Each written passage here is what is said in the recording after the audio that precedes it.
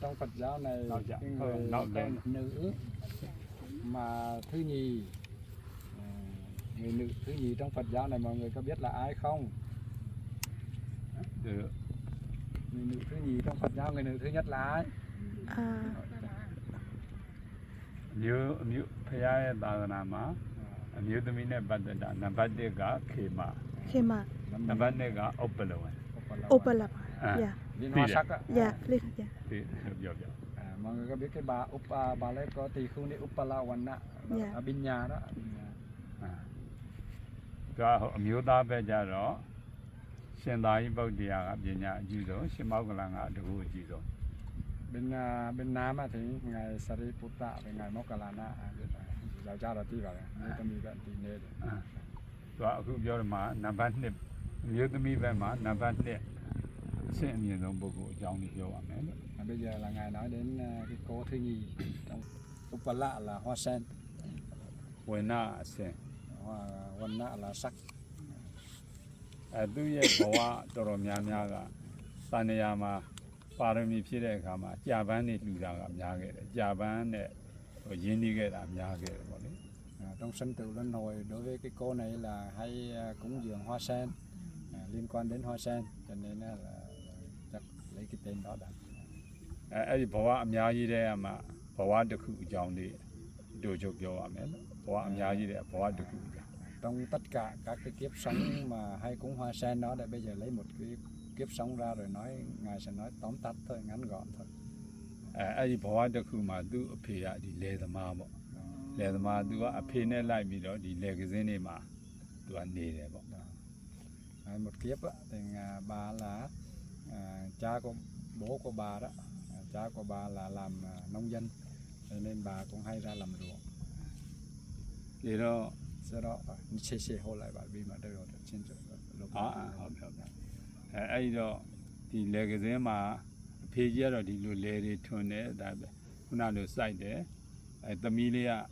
biểu bảo đi bộ sân này sân đông này là tầm ý là lấy cái gì mà về bên mà cha rồi gì đấy bộ cha ban này sửa bị đó, tụi cái giá này gì đấy bộ, cái giá này rồi là cha ban này tụi bây giờ nó cha ban này sửa đấy bộ. Nói là vì là người bố là nông dân cho nên ông hay ra ngoài ruộng làm, thì khi tiền thân của cô Uppalawanna này đó là đang còn nhỏ đó, khoảng 12-13 tuổi, rồi hay theo bố hay là theo ba ra ngoài ruộng, theo cha ra ngoài ruộng làm ruộng. Thì khi người cha làm ruộng đó thì còn nhỏ cho nên quanh ruộng thường có những cái hồ sen. Ai đi Quảng Trị đây sẽ thấy, cô sư thì ít nhưng mà có những hồ sen như vậy, nên cô hay chơi với hoa sen, hay làm hoa sen chơi. Nhưng mà khi làm chơi không phải hoa sen không phải giống như trẻ em khác là chà đạp, nhưng cô này là luôn làm những hoa sen mà để lên trên, hoặc là rất là cung kính, một cách cung kính, chơi cũng cung kính đó, nghe chơi hoa sen rất là kính trọng. Ấy đi chơi mà hi muốn à đó biết sự cái bảo là phải ăn được sự sung ăn chua là rồi sung ăn chua rồi rồi đoan yên là như này rồi đuôi luôn một luôn là giặt đó bọn đi giặt đó ấy đi nhiều tụi mình đi cha vun ngồi lù đấy, tụi bay phô màu ngồi cha vun tiền lù lại đấy, cái đồ mà ba là đấy, India này nhà trong đó này bao đi bọn đấy, ấy đi bao đi rồi đấy, tụi bay theo lù lại đấy bọn đấy, tụi bay theo lù bị đó, tụi đi cha vun đi lù qua đấy mà, là ba lù nuôi nhà ba lù ý đó, xây cái đấy sưu tầm cái đấy bọn.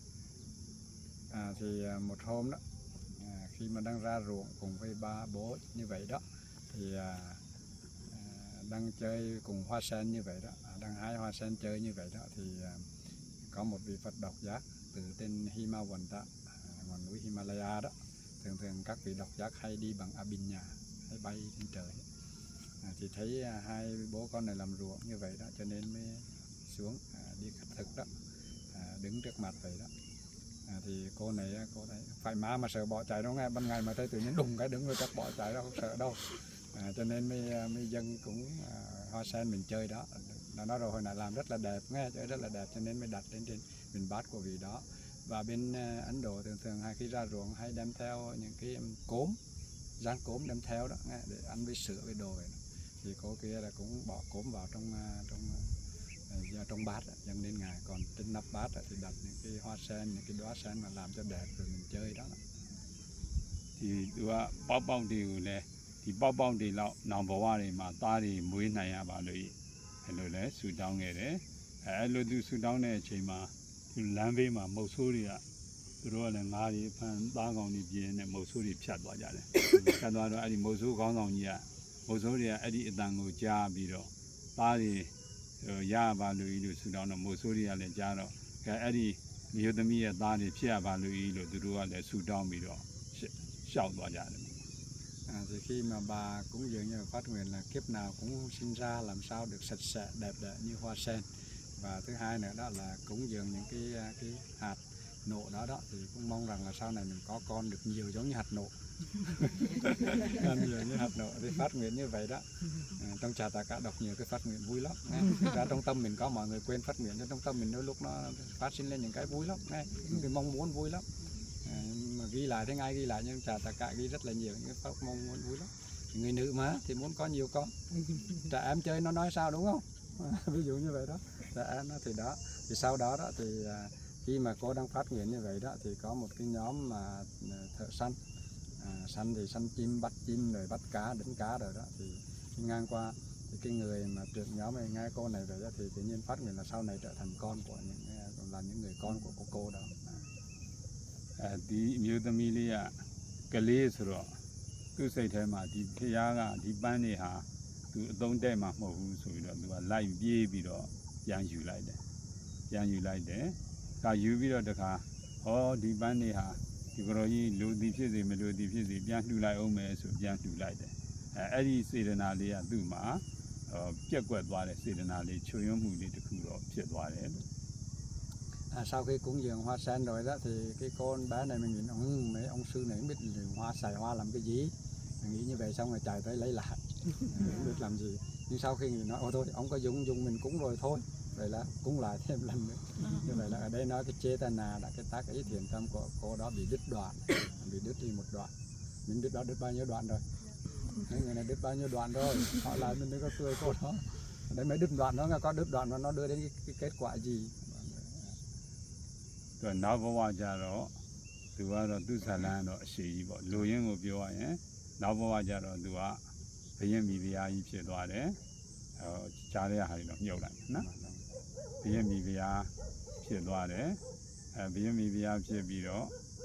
သူကကိုဝင်ရတဲ့အချိန်မှာဘယင်းကြီးကရှေ့တန်းစစ်မျက်နှာမှာစစ်တိုက်သွားနေတဲ့အချိန်မှာကြံတဲ့မိဖုရားတွေကဒီကောင်မလေးကအလွန်လှအလွန်ချော ကြာပန်းလေးလို့မှွေကြာနဲ့အင်မတန်နူးညံ့နေတဲ့အတွက်ကြောင့်သူ့ကိုဘယင်းကြီးကဦးစားပေးတဲ့အတွက်မနာလိုဂုံးတိုက်ပြီးတော့ဖွာတဲ့အချိန်မှာသူ့ရဲ့ဖွာတဲ့ကလေးကိုဖွက်ထားပြီးတော့တစ်တုံးကြီးကိုသွေးတွေတုပ်ပြီးတော့တစ်တုံးကြီးမွေးတယ်လို့ဒီလိုဘယင်းကြီးကိုဂုံးတိုက်ကြတယ်အဲ့တော့ဒီဘက်ကမွေးလာတဲ့ကလေးတွေကနံပါတ်1ကတော့ဒါ10လ ပရိသေတည်ထားတဲ့ကလေး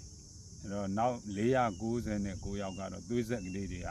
သူနတ်တွေလိုပဲဥပပတ်ဆိုကိုဝင်ဒီစရာမလိုပဲနဲ့ချက်ချင်းလူဖြစ်တဲ့ကလေးက499ယောက်မူလ10လပိုက်ထက်ကိုဝင်ဒီခဲ့တာ1ယောက်ဆိုတော့ကလေး900ဖြစ်နေတော့ကလေး900ဆိုတော့အဲ့ဒီအပြိုတော်တွေဘာတွေကကိုကလေးညီတို့ကိုကလေးကိုယူအိုးတဲ့ထဲပြီးအကုန်မြစ်ထဲမျောကြဆိုပြီးတော့မိဖုရားအကြီးဆုံးကြီးအမိန့်ပေးလိုက်တယ်ဒီမွေးနေတဲ့မင်းကလေးကတော့ သူကမွေးကားသားဆိုတော့ဆွေမျိုးတွေကလည်းအဲ့ဒီမှာမရှိတော့သူကမေ့နေတဲ့အချိန်မှာသူလည်းသတိရလာရောငါသားလေးပြပါဆိုတော့သူကတစ်တုံးကြီးကိုတစ်တုံးလေးကိုသွေးတုပ်ပြီးတော့ဒါကြီးမွေးတယ်ဆိုပြီးတော့ဒီလိုပြောကြတယ်လို့ဆိုပါတယ် Thì kiếp sống của bà này cũng rất là nhiều câu chuyện, nhưng mà ngài bỏ qua ngài nói đến một cái kiếp mà bà là được làm hoàng hậu, và do cúng hoa sen cho người bà rất là thơm hoa sen, rồi cũng đẹp, rồi nước da cũng giống như hoa sen, mềm mại rồi gì đó, tự nhiên, cho nên một vị hoàng hậu như vậy đó thì nhà vua rất là sủng ái. Khi bà mang thai đó, đến khi ngày sinh của bà thì nhà vua là phải đi ra chiến trường. Sau thì giống phim rồi nha, giống phim chưa, nhà vua phải ra chiến trường. Khi nhà vua ra chiến trường thì các hoàng hậu, ngày xưa hoàng hậu nhiều lắm nghe, các hoàng hậu nhiều lắm, bà là được sủng ái thôi. Chụp ảnh. Còn những hoàng hậu khác thì khác. Chụp ảnh nữa. Thì các hoàng hậu khác thì là mới lấy cái cớ đó là bắt đầu khi bà sinh ra đứa con đầu thì bà mệt lạ đi đó, thì 10 tháng đó bà sinh ra đứa con mệt lạ đi thì đem cái đứa con đó cất giấu đi, rồi là cho lấy một cái tường bằng gỗ giống đứa bé rồi lấy máu bôi lên đó để nói rằng là để sau này khi mà cô tin là nó sinh ra cái đó cục gỗ đó nghe. Nhưng mà bà này là khi sinh ra đứa con đó thì 10 tháng, nhưng mà đến khi những cái giọt máu của bà nó rơi ra đó thì nó gọi là sang xê đà dạ của bà Bati bà Họa, tức là nó nương vào giọt máu đó thì nó có thêm 499 đứa nữa. Là bao nhiêu cộng thêm đứa là lá 500. Hạt nổ mà nó rồi còn ít thôi nha, 500 là còn ít thôi. Thì mấy người kia bỏ vào trong lu thả hết, còn đứa quên, cái đứa chính là quên, còn 499 đứa kia là đem đi bỏ trong người mình. Nó có 4 cách sinh, là có khi người mình sinh trong trứng, như mình đây sinh trứng đấy, ông bà mình sinh từ trứng đấy, bao nhiêu 100 trứng,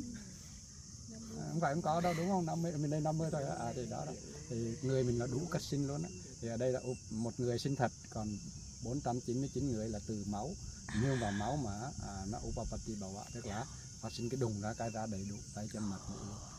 Thì đó thì sau khi mà như vậy xong cô này tỉnh dậy đó thì hỏi con ta đâu á, thì mấy người kia mới đem cái khúc gỗ đó đến. အဲ့ဒီကလေးတွေကိုတော့မိဖုရားတွေကအပြူတော်တွေကသူကကင်္ဂါမြက်ထဲကိုမျောလိုက်ပြီးသွားတယ်နော်။တော့ဘယင်ကြီးပြန်လာတဲ့အခါကျတော့ဘယင်ကြီးကိုသူတို့သားလေးမွေးတယ်ဒီသားဒါတစ်တုံကြီးမွေးတယ်တစ်တုံလေးနေမှာပေါ့လေတစ်တုံလေးမွေးတယ်ဒါလူသားမစစ်ဘူးကြိတ်တာမာကြီးဆိုဂုံတိုက်တော့သူ့ကိုသူမိဖုရားရာသူကဖြုတ်ပြလိုက်တယ်ပေါ့သူပထမတော့ဒီအမျိုးသမီးလေးကသွားတိုင်းမှာမွေးတယ်ရသူကခြေဖွားက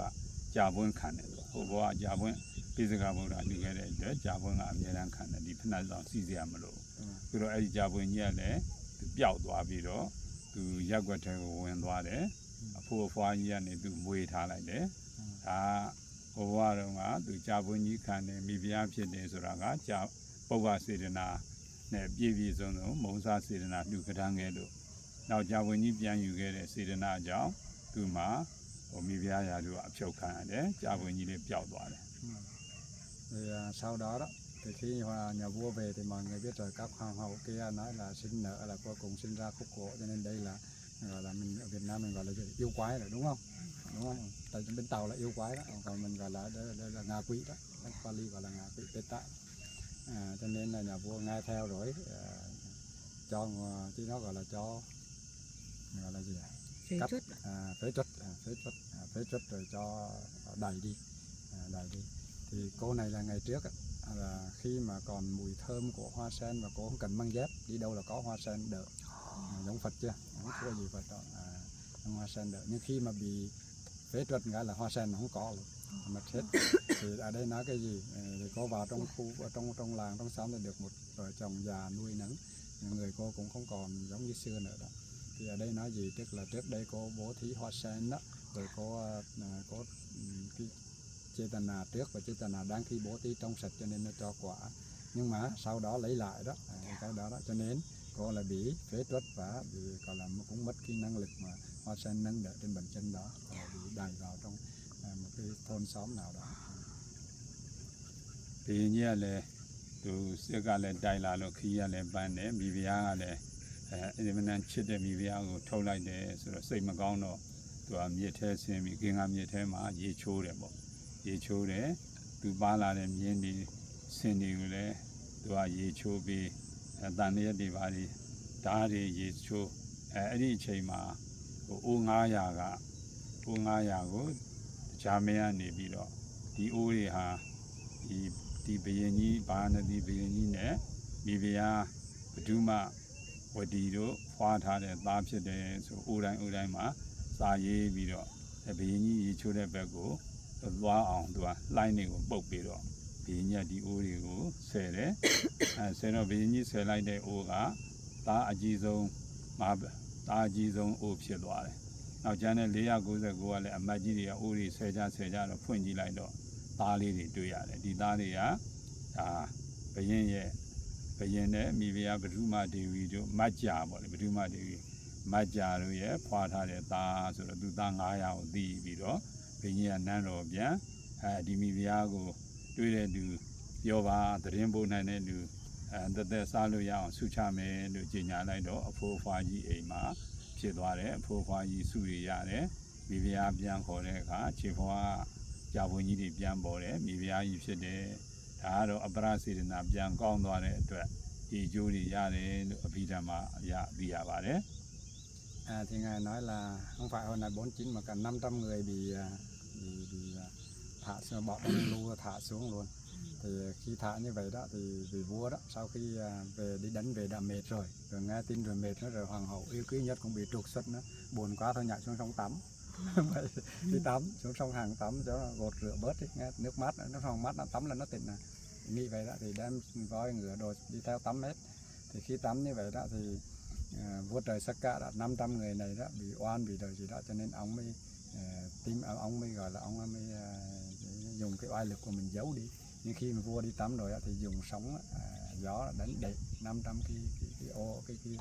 lu đó trôi về phía nhà vua. Thì cái người con lớn thì được nhà vua là người vớt đầu tiên, còn 499 người kia đó là những người mà đi theo đó. Thì nhà vua sau khi vớt được như vậy thì ông vua trời Sakka ông có ghi đây là những người con của nhà vua bà hoàng hậu Padum á, vua đó là Varanasi đó. Thì nhà vua đó sau khi mà vớt được thấy vậy như vậy rồi bắt đầu thì muốn tìm lại hoàng hậu, mới cho ra là bắt đầu cho ra lệnh cho ai tìm được hoàng hậu, ai có tin tức hoàng hậu được thưởng nó bao nhiêu chục ngàn đô gì đó. Thì thưởng là được gọi là được suốt đời chứ, được nuôi nấng suốt đời được. Thì hai vợ chồng già kia biết được tin cho nên đứa hoàng hậu quay trở lại. Và khi quay trở lại thì mùi thơm cũng như là hoa sen nó vẫn cứ nâng đỡ trở lại. Thì đó gọi là Aparajitana, là sau khi nghĩ là vị này sáng xài thì cũng dâng thôi thì dâng lại đó, thì cũng được trở lại. Cho nên ở đây là nói về cái Aparajitana theo Abhidhamma đó. Thì cái gì đó, cái tác ý thiền tâm sao tốt thì nó vẫn cứ cho tốt. Thì mi ta du ji ya shui nan do de ma pyo pyo ta ya twa da mo le ta ya twa do di ta do 900 ye chiu bu su ye kan ji down de ne ya ma nan do de down de ne ya ma ye kan ji tu do ne sin ye chiu do do le de phie phie ne do lo ayue lu yu li de 15 နဲ့ 18နဲ့အဲ့လိုကြီးလာတဲ့အခါမှာသူရေကန်ဘေးမှာပန်းလေးတွေစိုက်ထားတာပန်းမင်းတွေကတချို့ပန်းမင်းကဒီနေသိပ်ပူတဲ့ယခုလိုနွေရာသီကြတော့အရွယ်လေးတွေကျွေးတယ်အပွင့်လေးတွေနည်းနည်းညှိုးသွားတယ်ဒီမိုးရာသီကြတော့သိပ်အပန်းတွေကမှုေးတယ်စိုးပြေးတယ်ဒါကိုအကြီးဆုံးမင်းသားကသူကကြည်ပြီးတော့ဒီသိပ်ရွက်တွေဟာညှိုးလိုက်လမ်းလိုက်မမြဲပါလားထို့တူပဲငါရဲ့ခန္ဓာကိုယ်ကြီးကလည်းမမြဲဘူးသူညီတွေကိုလည်း499ရောက်ငါညီတို့ကြည်ကြတာရေကန်ဘေးမှာစိုက်ထားတဲ့သစ်ပင်တွေကဟိုတုန်းကစုပ်ပြေးနေတယ်အခုတိရွက်တွေကျွေးတယ်တို့ရဲ့ခန္ဓာကိုယ်ကြီးလည်းမမြဲဘူးရှုကြတော့အကုန်နေစရှုတော့ရေချိုးရင်းနဲ့ပဲသူဖျား900ဖြစ်သွားတယ်အပိစိကဗုဒ္ဓ900ဖြစ်သွားတယ်လို့သိရပါတယ်ဒုက္ခဒီကစောင့်ရှောက်ကြတဲ့အဆောင်တော်ရရှင်မင်းသားတို့ပြန်တက်ပါတော့ကြအေးပတ်ကုန်နေမယ်အဖေတို့အမေတို့မျောနေတယ်ဆိုတော့ဟာတို့ကမင်းသားတွေမဟုတ်တော့ဘူးဖျားတွေဖြစ်သွားပြီဖျားတွေဆိုတာကအရှင်ဘုရားတို့ဒီဗရက်တန်းစာတွေနဲ့မင်းဝင်တန်းစာတွေနဲ့ဒါဖျားမဟုတ်ပါဘူးဆိုတော့သူတို့စိတ်နဲ့ဆင်ញင်လိုက်တဲ့အခါလူအသွင်ပြောက်ပြီးဖျားတွေဖြစ်ပြီးတော့ကောင်းကင်ယံကနေဟိမနာတော်နန္ဒမူလိုင်းကိုပြန်ကြွတော်မူသွားကြတယ်လို့သိရပါတယ် Thì nói về 500 người này, 500 đứa con này sau khi được đem về hoàng cung nuôi 500 đứa đó, chắc vua mình nuôi nổi. Thì 500 đứa đó mới đào cho một cái hồ ở phía nào đó của hoàng cung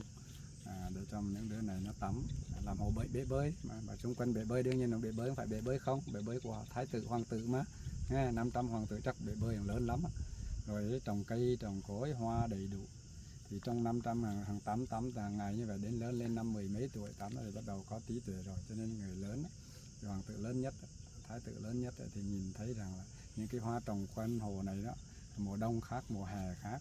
Mùa hè như vậy thì lá rụng rồi còn trơ xác, mùa đông hay mùa mưa thì được cây tốt tươi hoa nảy nở, nó cứ vậy đó. Thấy nó cái sự mà hoại diệt sinh diệt của các cái tính chất của mà các cái cây đó, cho nên mình nghĩ rằng thân mình nó cũng như vậy. Sau khi suy nghĩ như vậy đó thì nói là mới thức tỉnh mấy người em đó, các huynh đệ nhìn đi cây chúng ta ở đây là mỗi mùa mỗi khác, nó cứ thay đổi sinh diệt như vậy, rồi cái thân mình nó cũng vậy. Thì tất cả 500 người này sau khi mà từ cái cây rụng đó, rụng lá theo mùa đó rồi quán về thân mình, về cái sự vô thường hoại diệt đó, cho nên cả 500 đều trở thành các vị Phật độc giác. Sau khi mà trở thành độc giác rồi tắm ở dưới đang đứng dưới hồ tắm trở thành lúc. Rồi mấy cái người kia nói thôi về cho rồi, cả bố mẹ đợi ở dưới lâu lạnh. Nói các thái tử hoàng tử về nói tao đâu phải hoàng tử nữa, Phật hết rồi. Nói Phật đâu có được, Phật làm sao mặc đồ này được. Mấy vị kia nghe nói vậy thì nhìn lại thấy mình như vậy, chỉ cần sờ tay vào cái thì nó trở thành oai nghi của một vị Phật nghe. Mất hết rồi cùng nhau bay về Hima Hoàn Tạ. ဒီမေရောကြီးကသူသားတွေကိုမတွေ့ရတဲ့အတွက်စိတ်တွေတောကဖြစ်ပြီးတော့သူအဲ့ဒီစိတ်နဲ့ပဲတဖြည်းဖြည်းနဲ့နေစာရောက်သွားတယ်။နောက်ဘဝကျတော့ဒီလိုပဲတိုးထဲမှာသူကတောင်သူလေသမားကြီးရဲ့မိဖုရားလာဖြစ်မယ်။အဲ့ဒီသူသားတွေနဲ့ပြန်တွေ့လေအောင်မယ်။အဲ့ဒီဇလန်းကြီးကတော့အမှန်တန်ရှည်တဲ့အတွက်နောက်အကြောင်းညင်ရတဲ့အခါပြန်ဆုံဖို့သူတို့လည်းပြန်ဆုံတယ်လို့ခင်ဗျားတို့ကျတော့လည်းနောက်ပြန်ဆုံတဲ့အခါပြန်ဟောတာပေါ့။သူတော့ဝှချုပ်ပြီးတော့ Bây giờ tối rồi thôi câu chuyện cũng đến ngang đó. Thực ra là người mẹ đó sau khi 500 vị Phật độc giác đi rồi nhớ con quá rồi, vì cái tâm mà buồn đó cho đến khi chết. Phật độc giác không buồn nhưng mà mẹ thì buồn chứ đúng không? Nhưng Phật độc giác đâu còn nghĩ đến mẹ gì nữa thế chứ. Chẳng phải là cứ lần Phật và có hiếu theo kiểu giống như mình nghĩ đâu nghe. Không phải để chăm sóc bố mẹ đâu có. Thì đó đã sau này là buồn quá rồi cô chết đi rồi sau này cũng sinh về lại, nếu khi nó hy vọng gặp những đứa con của mình. Vì gặp ngày trước gặp trên ruộng mà đúng không? Bây giờ gặp thì ngài nói vậy, bây giờ mình gặp nhau ở ruộng đây. Rồi có chuyện là sau này nếu muốn nghe tiếp thì cũng gặp nhau ở ruộng này. Lại xa được. Lê xong đấy. Chụp lại cái mặt trăng đẹp rồi này, sẽ đâu?